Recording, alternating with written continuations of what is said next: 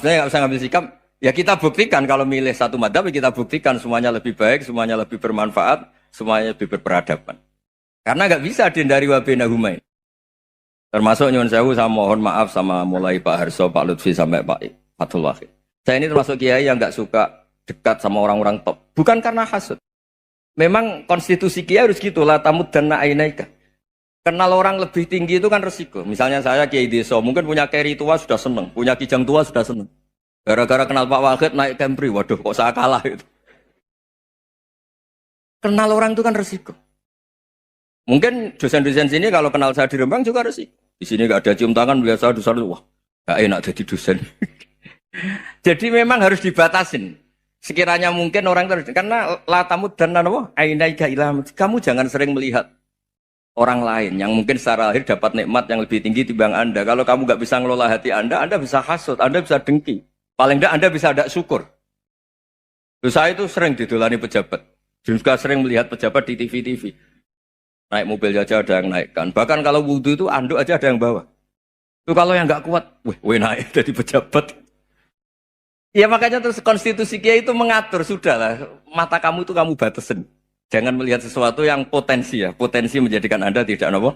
Syukur. Jadi saya mohon, ini memang konstitusi saya sebagai kiai. Jadi saya, tapi di hati saya tetap akrab. Saya doakan semua untuk UI, untuk semua orang Indonesia kita doakan. Kita ingin semuanya tambah baik, tambah. Tadi katanya mau naik kelas ya.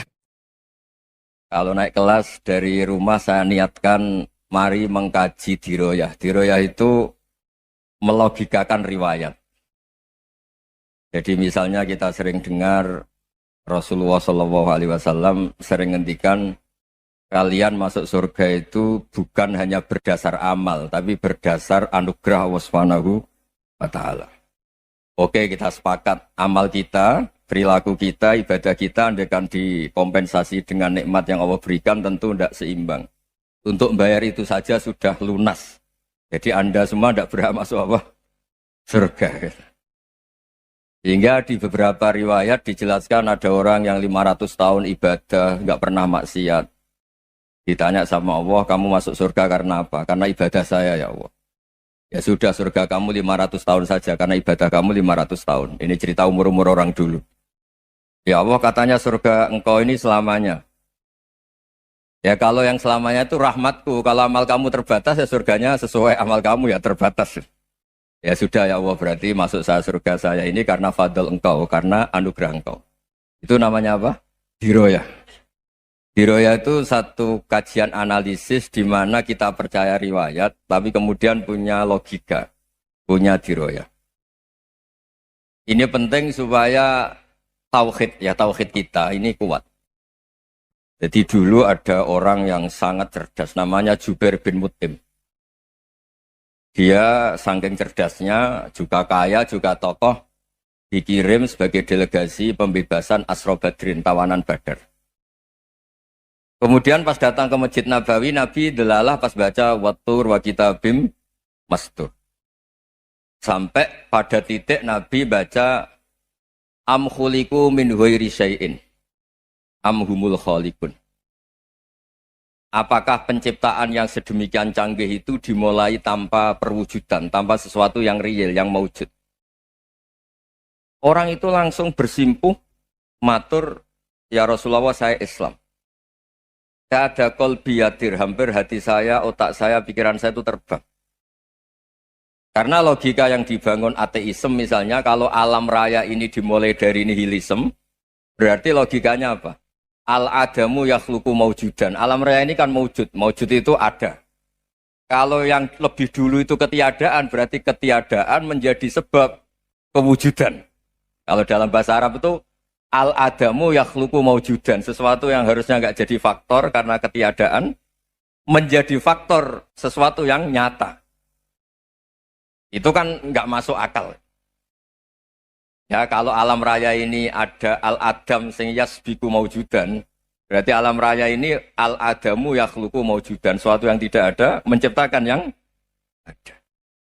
Dengan logika itu terus kita ngaji. Diajari sama guru-guru kita, sifat dasar Allah itu maujud. Wallahu maujudun qadimun. Terus masuk. Yang harus distatuskan pertama dari Allah itu apa? Maujud, wujud. Karena dengan wujud ini layak menjadi penyebab adanya alam raya ini. Sehingga ketika kita menolak faham nihilisme atau ateisme, faham tanpa Tuhan, tanpa pencipta awal, kita punya diroyah. Bahwa tidak mungkin ketiadaan ini menjadi sebab perwujudan alam raya.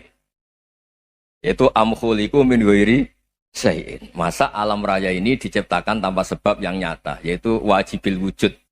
Siapa itu? Allah Subhanahu wa ta'ala. Begitu juga menyangkut sholawat. Orang boleh beda pendapat tentang redaksi sholawat. Ada yang sholli ala Muhammad, ala Sayyidina Muhammad, Nabi Muhammad. Monggo lah masalah redaksi saja. Tapi setelah dianalisis, Nabi itu Pak Rektor, jadi Nabi setelah Nabi Isa saking dihormatinya sampai dituhankan. Juga jadi Nabi yang ada cerita masih hangat, orang Yahudi itu bunuh Nabi. Jadi yang satu mendudukkan Nabi sedemikian tinggi sampai kayak Tuhan, yang satu menjatuhkan Nabi sedemikian rendah sampai dibunuh. Kayak apa susahnya jadi Nabi Muhammad SAW. Kemudian dengan gampang Hadaddin agama ini bikin syariat yang bernama sholawat. Redaksinya monggo lah sesuai tradisi masing-masing. Allahumma sholli ala Muhammad, Allahumma sholli ala Sayyidina Muhammad, ala Nabiyina Muhammad, monggo lah. Tapi yang jelas redaksi ini kalau didiroyah dikaji, Allahumma itu Tuhan, Tuhan itu pemberi. Wa Muhammadun wa in jalla qadruh abdun min ibadi. Muhammad apapun tinggi derajatnya tetap berstatus hamba. Sehingga agama ini terjaga oleh syihotus sholawat. Agama ini terjaga oleh redaksi sholawat. Yaitu Allah tetap pemberi sebagai Tuhan yang enggak tersaingi, la syarikalah. Rasulullah Muhammad wa in jalla qadruh. Apapun prestasinya, bisa mi'raj, bisa apa saja, tetap seorang hamba yang butuh muhtajun ila rahmatih. Jika redaksi Allahumma sholli ala Muhammad ini mengukuhkan yang Tuhan tetap Tuhan, hamba pilihan tetap hamba pilihan. Tentu dengan redaksi ini kemudian kita mendudukkan Nabi benar-benar posisi terhormat. Yaitu orang yang paling berhak dapat askat tahiyat, mendapat penghormatan Allah paling tinggi, yaitu Rasulullah Muhammad SAW. Dan itu diulang-ulang oleh Allah. Subhanalladzi asra bi abdi. Status hamba ini diulang. Lagi-lagi ini bernama diroyah. Bernama apa? Contoh ketiga misalnya fihi ayatum bayinatum maqamu Ibrahim. Dulu orang Yahudi itu ada diskusi masif. Syaratnya Nabi itu mbah-mbahnya harus Nabi. Harus keturunan Nabi. Kemudian semua Nabi rata-rata di Palestina, di Syam. Lalu Muhammadnya asal-usulnya dari mana? Tahu-tahu orang Arab kok Nabi. Padahal orang Arab itu dulu jahiliyah. Alhasil terus diceritakan bukti Muhammad ini turunan Ibrahim adalah ada jejak kaki Nabi Ibrahim di dekat apa? Ka'bah. Fihi ayatum bayinatum maqamu Ibrahim. Kalau Nabi Ibrahim pernah di Mekah, artinya beliau pernah meninggalkan turunan yang di Mekah. Yaitu bernama Nabi Muhammadun sallallahu alaihi wasallam. Itu disebut fihi ayatum bayinatum maqamu Ibrahim. Nah, itu namanya diroyah. Diroyah itu satu perilaku keseharian kita beragama, kemudian tahu logikanya. Yang keempat misalnya, mangkana yu'minu billahi wal yaumil akhir fal yukrim apa? Jaro. Orang yang iman karena Allah dan Rasul, maka memuliakan tetangganya. Andaikan pakai hukum sosial, tentu kalau tetangga kita baik, kita baik. Kalau kurang baik, kok kurang penggawean kan gitu. Tapi dulu itu pernah ada seorang ulama itu dibully ya, dikerjain sama anak muda tetangganya. Pak Kiai datang ke rumah saya. Orang ini datang. Kemudian setelah di rumahnya, saya tidak jadi butuh sama Pak Kiai, silahkan pulang. Itu Kiainya senyum menikmati. Dan itu terulang 3 kali. Dibully seperti itu, dikerjain terulang 3 kali. Lalu tetap Kiainya tuh asik, seneng sekali. Lama-lama muda ini tanya, kenapa engkau tidak tersinggung? Padahal saya kerjain sampai 3 kali. Tak undang, terus tak suruh pulang. Tak undang, tak suruh pulang. Kata Kiai tadi, yang memerintahkan baik sama tetangga itu Allah. Jadi saya nikmati ketika bisa baik sama Anda. Tidak ada urusannya dengan perilaku Anda yang menolak saya. Nah itu terus kita tahu, memang motifnya kita baik sama tetangga karena iman sama Allah dan Rasul, bukan hukum kompensasi sosial. Jadi Kalau mau diteruskan Pak Rektor, saya ngajar di sini ya karena perintah Allah itu orang alim harus ngajar, bukan karena perintah rektor. Kalau diteruskan. Ya saya mohon juga gitu para dosen, para karyawan di sini kalau nggak khianat dengan UI itu karena takut sama Allah, jangan takut sama rektor. Kalau Anda baik juga karena Allah, jangan baik karena apa? Rektor. Bagaimanapun ya semua kita ini makhluk. Makhluk itu la yadurru wa la yanfa. Begitu juga melihat Indonesia. Melihat saya ini kan ikut di UI itu lama sekali, ikut sama Profesor Zeni, dari Profesor Zeni nulis tafsir. Mungkin Pak Harsoyo tahu banyak, dulu Pak Lutfi ya tahu banyak. Tapi saya memang nggak pernah terbuka karena ya memang nggak ingin sebenarnya. Kondisi ini kondisi darurat.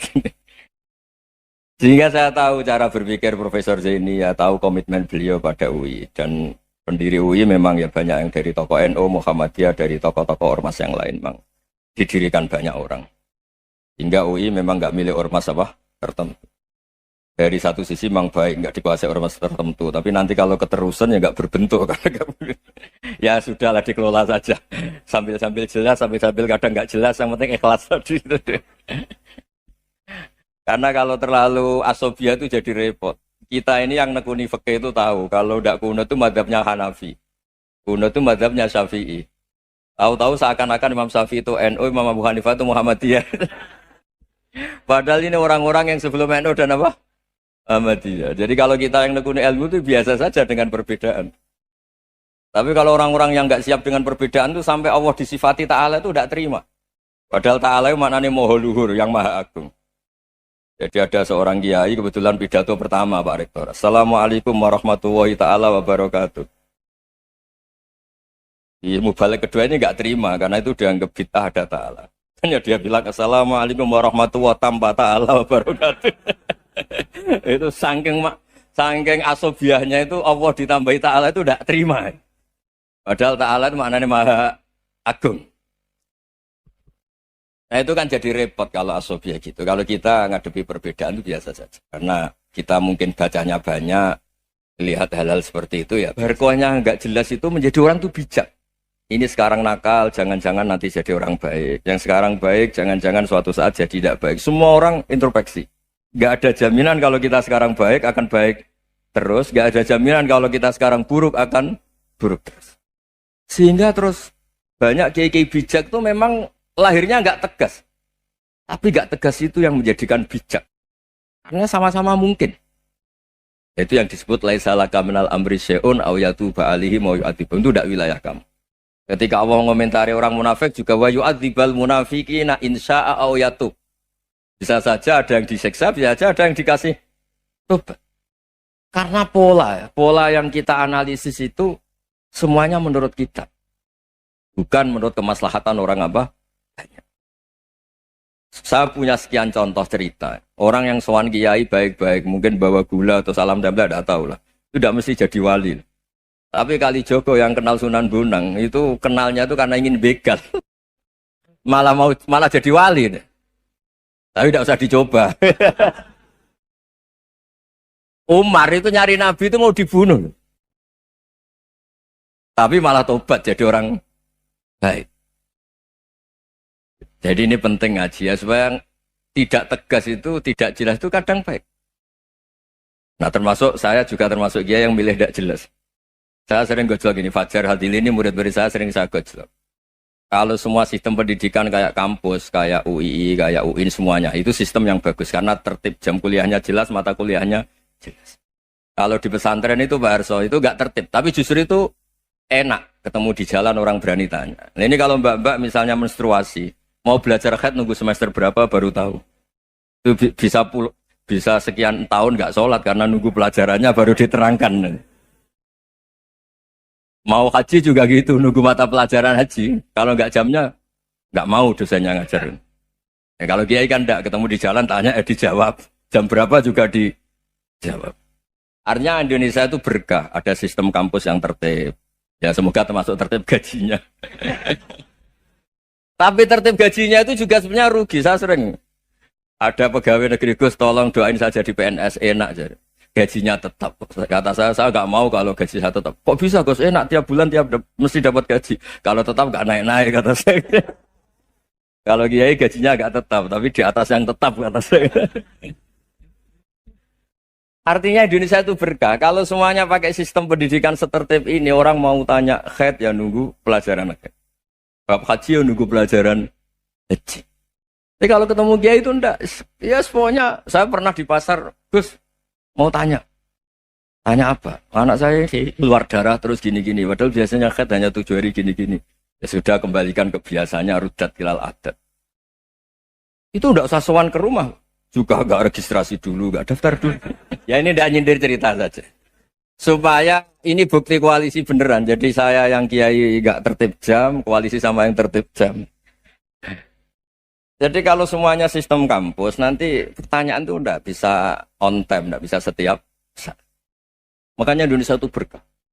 Kiai-kiai yang alim yang di jalan-jalan banyak. Juga kiai yang di kampus dokter-dokter fikih banyak. Yang nekuni ilmu umum ya banyak. Macam-macam. Itu masalah itu kalau saling mengadili itu baru masalah. Misalnya kiai ngeluh, nggak enak jadi kiai, tidak punya gaji tetap. Yang dosen ngeluh, nggak dicium tangannya. Karena memang unik Indonesia itu. Kalau guru fikih kok dosen itu tetap nggak dicium tangannya. Karena pikirannya anak-anak itu wong sudah bayar disuruh nyium.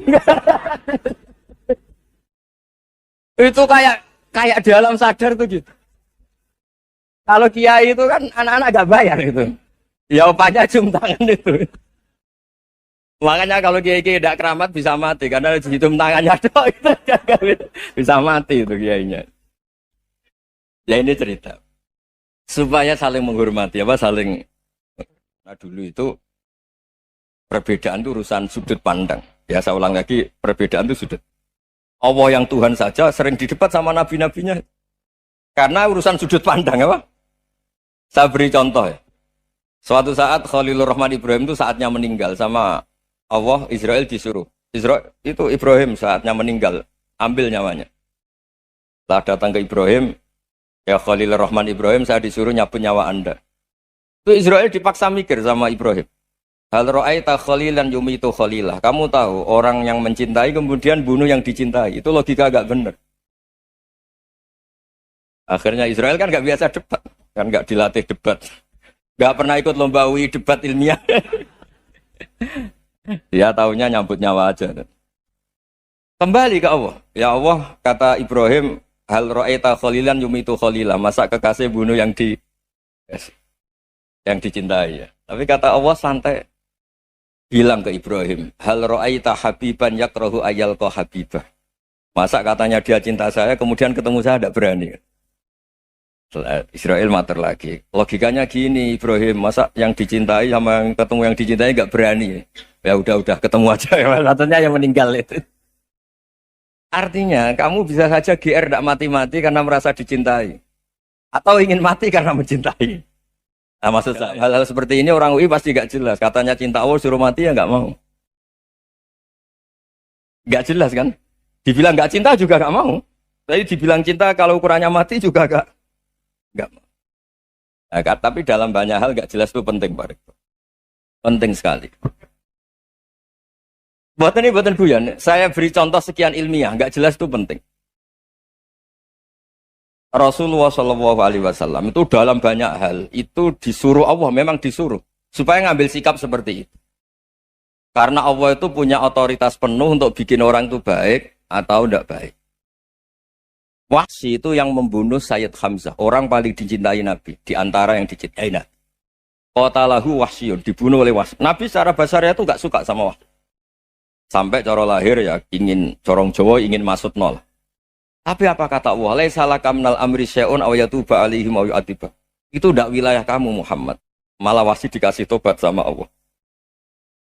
Khalid bin Walid. Itu perang Uhud kalah itu karena ide brilian Khalid bin Walid. Pas itu masih panglima kafir. Yaitu pura-pura kalah, ghanimah dilepas, sahabat turun, pasukannya naik, walhasil orang Islam kalah. Khalid bin Walid akhirnya juga masuk Islam. Orang yang secara basariah Nabi itu gak siap. Kebalikannya juga ada. Sa'labah itu orang sampai gelar hamamatul masjid. Ini pas ngaji mesti ingat. Salah. Dia di masjid terus. Setiap habis salam tuh lari. Karena istrinya nyuwun sewu masih berpakaian yang tidak pantas. Kenapa engkau terburu-buru pulang? Pakaian yang dipakai istri saya sekarang saya pakai. Ya pakaian sarung itu kayak Pak Rektor kan fleksibel. Ini khusus mau Ramadan, tidak akan sarungan terus, gak usah khawatir. Jadi ini tadi sudah perjanjian, saya yang kiai celananan, beliau yang rektor pakai sarung. Jadi iya.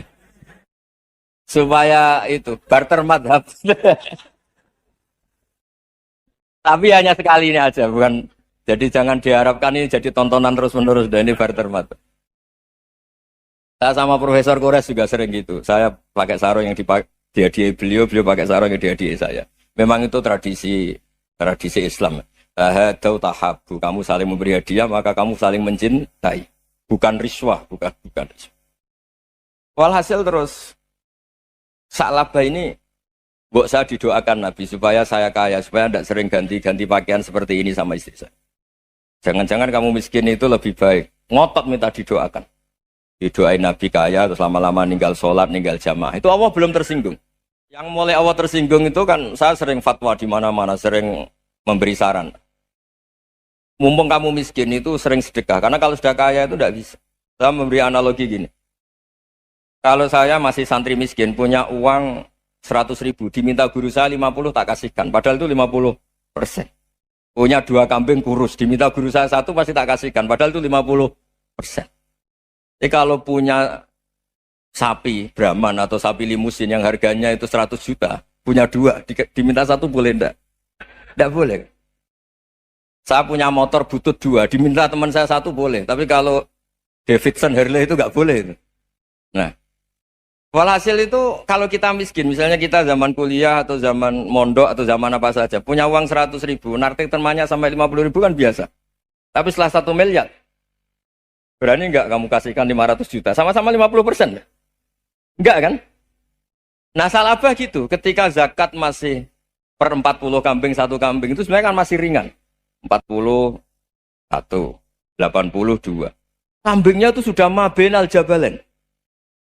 Barang dihitung zakat karena sudah ribuan, jumlahnya sampai 400 kambing. Banyak lah pokoknya. Terus kata Sa'labah, ini pemerasan. Karena jumlahnya besar. Allah tersinggung karena nabinya dianggap narik zakat itu dianggap khorot, dianggap pemeras. Allah tersinggung kemudian fa'aqobahum nifakon fi qulubihim ila yaumil. Dia ditetir munafik. Semenjak itu terus tadi kembali gak jelas tadi. Jadi kalau makanya itu pakar-pakar akhlak ya, pakar-pakar etika peradaban. Itu tertampar betul ketika Nabi urusan ilmu itu mengabaikan itu kalau sudah urusan ilmu. Misalnya begini, ada urusan ilmu, ada mbak-mbak cantik atau ibu-ibu cantik. Itu dalam Islam itu diajarkan jangan sopan-sopan banget. Kata Nabi, karena kekuatan ilmu itu di atas kekuatan akhlak, di atas kekuatan adab. Ya nisa an-nabi lastunna ka ahadim minan nisa. Ini taqaitunna fala takhdu'na bil qaul. Fa yatma alladhi fi qalbihi maradun. Misalnya ada mbak-mbak cantik, menarik, kemudian sopan misalnya sama Pak Fajarin sama dosen-dosen. Monggo binara. Wah itu bahaya pikirannya kemana-mana itu. Orang yang imannya pas-pasan, berarti mau. Maksud saya kalau cantik, menarik, ketemu di jalan, biarin aja dosennya. Mau kemana, biarin aja. Gak usah dihormatin. Kalau dihormatin, Pak mau kemana sadarian mau bisa bahaya. Tak biarin aja. Kalau tanya, Dek ini alamatnya mana? Cari sendiri Pak. Karena hanya dengan cara itu, si Pak dosen ini gak kepikiran. Gak ada orang suka, orang kedus itu gak akan. Tinggal sudah cantik, sopan. Wah, bisa pikirannya macam-macam. Itu ilmu. Fala takhdu'na bil qaul. Kamu jangan terlalu lirih kalau ngomong. Fayat ma'alladzi fi qalbi maradun. Orang yang pikirannya masih kotor pasti berpikir yang negatif. Anda mungkin demi sopan sama dosen Anda. Tapi sejauh mana dosen Anda juga berpikir positif. Itu kan uji iman sama uji nyali. Nah, sama pejabat yang sopan sama kiai mungkin punya Alphard, punya Robicon, punya terus bawa uang banyak. Terus sama kiai cium tangan hormat. Jangan-jangan kiainya yang pikirannya macam-macam. Ini berarti bisa jadi muhibbin potensial misalnya. Nah, saya ini termasuk kiai yang pengagum ilmu. Sehingga saya sama orang yang medit, yang kikir sama saya itu saya senangnya bukan main. Kenapa? Karena kalau orang medit itu gak berhak. Kalau orang lomo 1 juta minta surga. 2 juta yang minta apa? Surga. Gus, salam template. 200.000 aja kadang minta surga. Tapi kalau yang kikir-kikir ya sudah salaman tok sudah. Enggak minta apa-apa kan dia tahu diri, enggak bayar kok minta. Maksud saya Islam itu luas, dinikmati saja, Pak. Dinikmati saja. Nah itu diroya, maksudnya itu diroya. Diroya itu kamu tahu aturan Islam itu kamu harus yakin khairihi wa syarrihi minallah. Semua itu ujian, tapi kemudian dikaji. Makanya saya ini termasuk pengagum Imam Syafi'i. Imam Syafi'i itu dikasih tahu. Ada orang yang di depan engkau cium tangan hormat tuh di luar ngomong-ngomong, ngata-ngatain Anda. Imam Syafi'i tertawa-tawa sewenang. Loh, ada ini dikata-katain di luar kok. Kok tidak kamu anggap munafik malah tertawa. Berarti saya wibawa, di depan saya nggak berani. Dianggap enteng saja. Dibilangin, sebagian orang kampung sini nggak suka sama engkau. Baguslah, tidak akan pinjam uang sama saya. Di mana-mana orang pinjam minta tolong tuh karena seneng. Kalau benci kan enggak. Intinya dianggap enteng saja. Yang terjadi di dunia itu semuanya dianggap enteng saja. Man asa ilaika fakot atlakoka. Yang berburuk sama kamu itu membebaskan kamu. Coba kalau akrab, titip. Ya misalnya akrab sama Pak Fajar. Bilangkan ke Pak Rektor, sangkap tuh jadi guru tetap atau apa, kan ribet. Kalau tidak cocok kan nggak minta apa-apa. Makanya hati-hati Pak Rektor sama yang akrab-akrab itu. Itu dulu saya juga nggak paham. Di antara wasiat Bapak yang sering diulang-ulang tuh itu. Suatu saat kamu jadi kiai, ngelola orang nggak seneng tuh gampang. Sudah, situ orang lain. Tapi kalau ngelola orang nggak orang seneng tuh repot. Mintanya aneh-aneh. 100.000 aja minta surga. Hanya teman tenis saja minta naik jabatan. Intinya itu ya sudahlah dikelola. Yang seneng ya berkah, mungkin teman berjuang, teman diskusi. Yang nggak seneng ya berkah, karena ini tidak minta macam-macam, tidak seneng. Nah itu namanya diroya. Diroya itu satu kajian keilmuan yang menjadikan kita ini nyaman dengan riwayat-riwayat, panduan-panduan dari Rasulullah Shallallahu Alaihi Wasallam kayak tadi.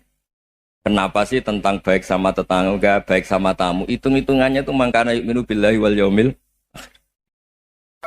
Jadi Allah ngendikan marojal bahro ini napa yal taqiyan. Dua mata air itu dipertemukan. Itu banyak muara sungai itu bermuara teng napa laut.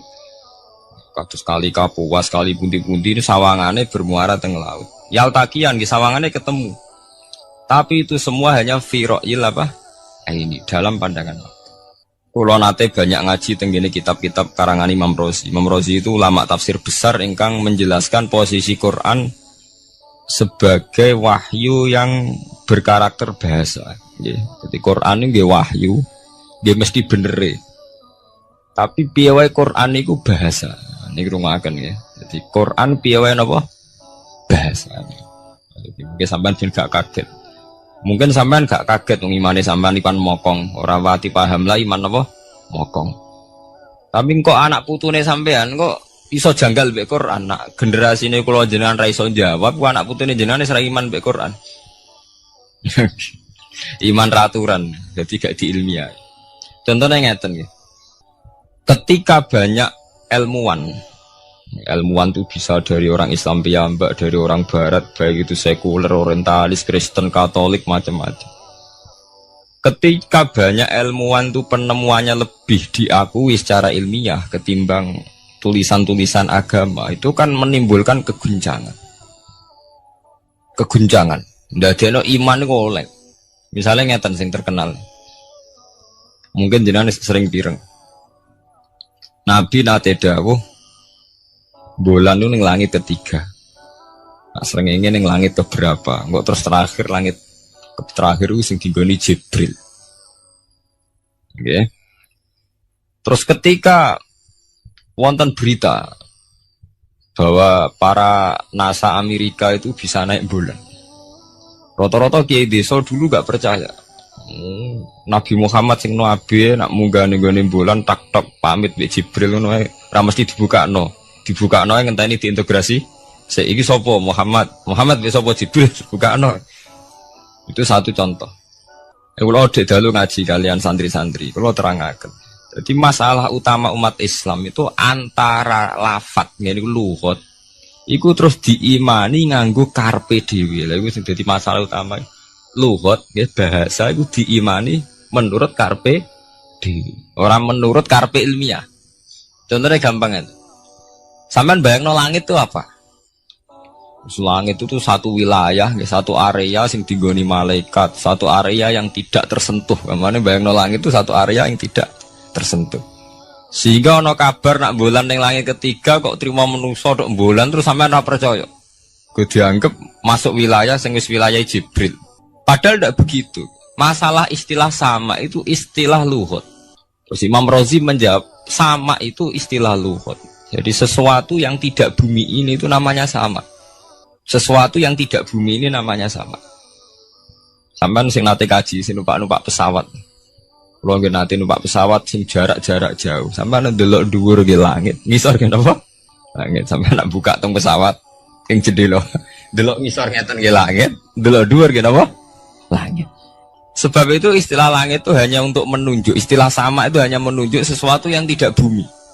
Terus Imam Razi mencontohkan Allah dawuh alam taro kaifa daraballahu masalan kalimatan kasajaratin apa thayyibatin asluha sabitun fil ardi wa far'uha apa fis sama nggih asluha sabitun apa fil ardi wa far'uha apa fis sama.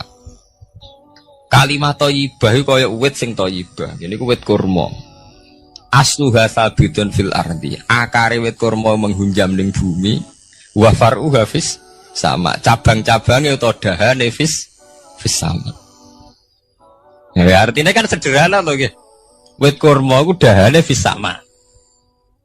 Sama artinya mosok koyok bayangane sampean sesuatu yang bener-bener gak tersentuh. Wong dahane wit kurma fis sama. Jadi kasajarotin apa? Thayyibatin asluha sabitun fil ardi wa far'uha apa? Sama itu mriku mosok artine lemu angin sing enggak terjangkau. Wong artine koyo wit kurma sing akari menghujam ning bumi wa faruha napa? Sama. Dahan-dahane utawa cabange sama. Sebab itu istilah sama tenggene Quran itu menunjuk satu arti yang tidak bumi. Nak sampean delok teng munjid teng kamus-kamus mutlakul uluwi, sesuatu yang atas itu sama. Paham gitu?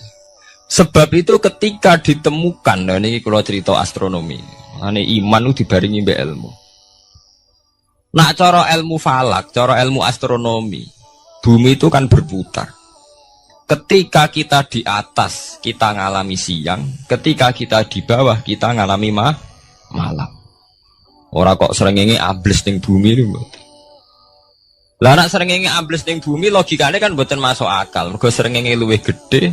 Mosok iso ketelan barang sing luwih cilik. Nah, tapi kenapa istilah-istilahnya kok hatta idza balagha maghribas syamsi wajadaha taghrubu fi ainin hamiatin. Nak wis wayahe sore, ben delok srengenge sawangane ya surup ning mata air. Ku anggere sore sampean delok nang gunung, nggih. Nak sore sampean teng gunung, sampean delok srengenge sawangane ambles teng laut. Wajadaha taghrubu fi ainin hamiyah.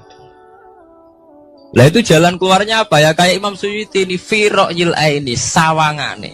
Jadi piye wae Quran itu pakai lugat. Jadi balik ning istilah sawangane. Jadi Quran itu tidak mesti memutuskan sesuatu itu sak mestine. Sawangane fi ra'yil aini. Ya podo. Kaya air tawar ambek air asin, sawangane ketemu nyatane keudek-udek. Wong sangka sungai mengalir ke laut. Tapi sawangane Allah tetap bikin karakter masing-masing. Dan keduanya tetap sesuai dengan karakter masing-masing. Jadi ahli fisika nu paham betul. Benda mbok adu kaya apa tetap mereka bawa ciri masing-masing. Kok kabeh nggawa gene masing-masing. Berarti ketemu sawangane tok hakikate ndak pernah mau napa? Ketemu. Ini jenenge firo'il. Sebab itu banyak ayat-ayat yang terjawab oleh teori firo'il ini. Jadi itu sawangan. Jadi itu masalah-masalah ilmiah yang bisa menjawab beberapa kejanggalan, yes. Beberapa kejanggalan dohirin nas agama. Zaman kudu paham menurut mereka Banyak sekarang misalnya kayak manusia itu ketika bisa deteksi janin. Ahli dokter kandungan lewat macam-macam peralatan itu nggih. USG macam-macam mak saged ngerti janin itu lanang atau wedok. Nah, dhisik kiye-kiye kuno ada 5 perkara sing roh apa tok, kapan udan, kapan wong mati. Terus sing ning jero kandungane wong wedok iku lanang apa wedok sing roh Allah tok. Kiye-kiye kuno ngoten. Tapi sakniki wong paling percaya urusan mati tok. Urusan udan secara falak, secara astronomi saged dideteksi to. Wong falak iku iso ngerti iki musim rendeng, musim ketiga. Pergerakan angin sampai ndelok ning perkaryaan cuaca ki rata-rata bener. Nggih betul, musim angin, musim hujan, musim kering. Secara ilmiah ngene ku wae, wong ngene ku wae. Setelah kita nentukan ora ana lanang wedok ning gone kandungan wedok manusa roh sing roh apa tok. Sing mari keliru sampai nentokno lanang wedok. Wong apa mau dawuh wa ya lamu mafil arham. Hanya Allah yang tahu apa yang di rahim. Ma itu cara nahwu itu mubham. Ma itu tidak harus menunjuk laki atau perempuannya. Ma itu lafadz sing mubham.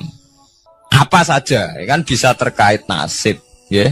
Bisa terkait kesehatan, bisa terkait gennya normal ndak. Tapi tahu-tahu kita lewat perasaan kita piyambak nentokno wa ya fil arham lanang wedok. Itu yang bolak-balik mulai agama rusak itu tadi. Sesuatu buat makna ini menurut karepem dewi. Iwak tunggale Allah dawuh wa ma min dabatin fil ardi illa ala wahi napa. Wis gua kabeh sing gremeng ing bumi Allah nanggung rezeki ini. Cara Allah mulai ambekan ya rezeki, sampean ngirup oksigen ya. Iwak akal-akalane sampean bang rezeki dhuwit.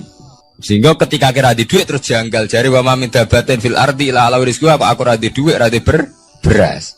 Nah, itu jenenge maknani Quran menurut karpe dewi. Nah, semaring rusak tatanan bolak-balik terus nuruti karpe dewi. Niki durungaken sanget nggih. Jadi ada masalah-masalah agama. Sing tahu-tahu kita punya pengertian menurut karpe dewi. Ngene ku wau, misale wonten dawuh wa ma min dabatin fil ardi ila ala wahiris kuha asal jenenge dabah. Pokoknya makhluk urip mesti dijatah rezeki masing-masing. Rezeki ku cara Allah mulai ambekan udara, kesehatan, sampean gak diantem tsunami, gak diantem gempa niku rezeki. Tapi manusa di bayangan dhewe rezeki ya dhuwit. Duwe beras kathah. Nak panen kathah. Tapi manusa iku pengetahuane manusa mulane jare pangeran wa kanal insanu zaluman jahula. Manusa ujung-ujunge iku ya zalim ya bento. Jadi jahulan ora jahil itu maknanya bento, nak jahulan banget bentone. Lah kok mboten bento sepundi? Ketika sampean nganggep rezeki ku artine duwe akeh, pangeran ngelingno, duwe akeh kowe setruk yo ora iso nikmati. Ya sumpah. Nggih mboten. Ketika kowe bayangno rezeki ku beras akeh apa-apa akeh. Terus kowe kecelakaan utawa duwe penyakit-penyakit apa ya sumpah. Sebab itu Allah ngendikan masalah rezeki itu masalah potensi kecelakaan. Makanya Allah ngendikan tentang surat Isra itu manusa eling-elingno nganggo teori potensi. Afa amintum ayakhsifamikum janibal barri. Allah ngelingno kowe kok ning bumi ngrasa aman, iso wae ujug-ujug ana tsunami. Iso wae ujug-ujug ana gempa. Misalnya kayak saiki selamat, iso wae kapan-kapan ra selamat. Sampai tenggene surat Isra itu diulang-ulang. Afa amintum ayakhsifabikum janibal barri aw yursila